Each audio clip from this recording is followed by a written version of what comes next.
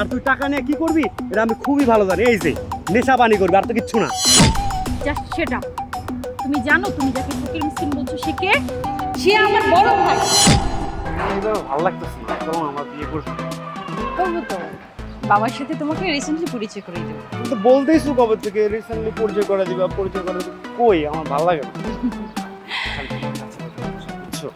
তাই স্যার, ও sir, sir কয়টা টাকা দেন না স্যার? অনেকদিন ধরে কিছু খাই না স্যার, দেন না কয়টা টাকা? এই তুমি নাটক মাটক বাদ দে।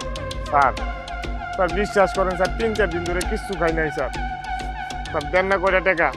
এই তোরে ভিক্ষা দেবো মানে? তোর তো হাত পা সবই ঠিক আছে, তোরে ভিক্ষা দেবো মানে তুই চাইলেই তো কাজ করে খাইতে পারো। আর তুই টাকা নিয়ে কি করবি এটা আমি খুবই ভালো জানি। এই যে নেশা পানি করবি, আর তো কিচ্ছু না। স্যার, স্যার বিশ্বাস করেন স্যার, স্যার আমি অনেক অসুস্থ স্যার। স্যার আমার 2টা কিডনি নষ্ট স্যার। স্যার কেমনে কাম করুন কোন স্যার? আর স্যার এই যে নেশা পানির কথা কইছেন না স্যার, আমি নেশা পানি করি না। আপা স্যার রে কন্যা কয়টা টাকা দিতে? এই যে আবার নাটক শুরু আরে হয়েছে। তোমার তো অনেক টাকা, দিয়ে দাও না কয়টা টাকা। আরে তুমি জানোই না এটা কোন নাটক? কিডনি নষ্ট হয়েছে, পা খুঁড়া হয়েছে, হাত খুঁড়া হয়েছে, সব ধান্দা। এই টাকা পয়সা নিয়ে মদ গাঁজা খাইবো আর মনে করো ওই সব কাজ করবো। ওকে টাকা পয়সা দেওয়া যাবে না। এই ভালোই ভালো তুমি যা, না থাপড়া কানের পড়তে ফাটাই দেবো একবারে। স্যার, স্যার দেন না কয়টা টাকা স্যার? এই ফকিন্নির বাচ্চা, তোর সাহস তো কম না, আমার হাত ধরছিস। যাই যা। তানিয়া তুমি কারে তুলতেছো? তুমি ফকির মিসকিনকে? তুমি না জাস্ট চুপ করো। একটা মানুষ গরিব হতেই পারে, তাই জন্য তার সাথে তুমি এরকম খারাপ বিহেভ করবে? হ্যাঁ, ও তো মানুষ। জানোই না এরা ফকির মিসকিন না, এরা ভালো মানুষ, তারপরে ভিক্ষা করে খায়। এখন তুমি জানো এরা কি? জাস্ট সেটা। তুমি জানো তুমি যাকে ফকির মিসকিন বলছো সে কে? সে আমার বড় ভাই। তোমার ভাইয়া? ভাইয়া মানে? হ্যাঁ, আমার বড় ভাই। আমার বড় ভাই চেয়েছিলেন যে আমি যাকে ভালোবাসি তাকে একটু প্রুফ করার জন্য, আর সেই প্রুফ করতে গিয়ে তুমি একটা অমানুষ পরিচয় দিয়েছো নিজে। ভাইয়া সরি ভাইয়া। সরি বলার কিছুই নাই। আসলে আমি আমার বোনটাকে অনেক ভালোবাসি। আমাদের বাবা মা আমাদের অনেক ছোট রেখে মারা যায়।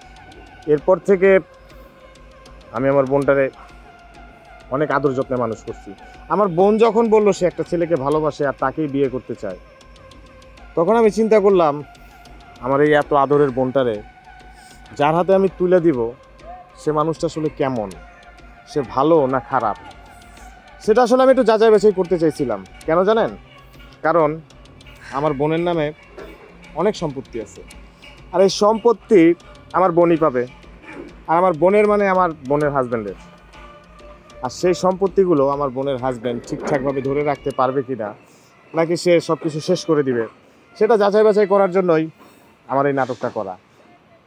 আসলে আমি সরি, আপনার মতো একটা বাটপার ছেলের সাথে আমি আমার বোনকে কখনোই বিয়ে দিতে পারবো না। প্লিজ ভাইয়া, এই শাস্তিটা আমাকে দিবেন না ভাইয়া।